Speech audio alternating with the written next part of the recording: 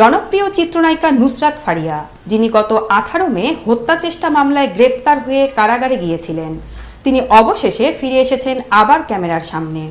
জামিনে মুক্তির পর বেশ কিছুদিন সম্পূর্ণ নীরব ছিলেন সোশ্যাল মিডিয়ায়।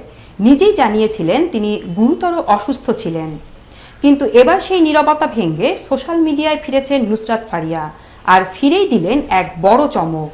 সম্প্রতি নিজের ফেসবুক পেজে ফারিয়া শেয়ার করেছেন জিন ৩ সিনেমার পোস্টার, যেখানে তিনি লেখেন, অন্ধকারে লুকিয়ে আছে এক ভয়ঙ্কর সত্য, জিন ৩ থেকে এবার কেউ রেহাই পাবে না। ৮ জুলাই বিকাল ৩টায় ওটিটি প্ল্যাটফর্মে বিশ্বব্যাপী মুক্তি পেয়েছে এই সিনেমাটি। ভক্তরা মন্তব্যে প্রশংসায় ভাসাচ্ছেন তাকে। কেউ বলেছেন অসাধারণ থ্রিলার, দারুণ অভিনয়। আবার কেউ বলছেন জিন ৩ দেখার জন্য আর অপেক্ষা সইছে না। উল্লেখ্য, জিন ও জিন ২ এর সাফল্যের পর এবার জিন ৩ নামে বানানো হয়েছে একটি সত্য ঘটনার ছায়ায়।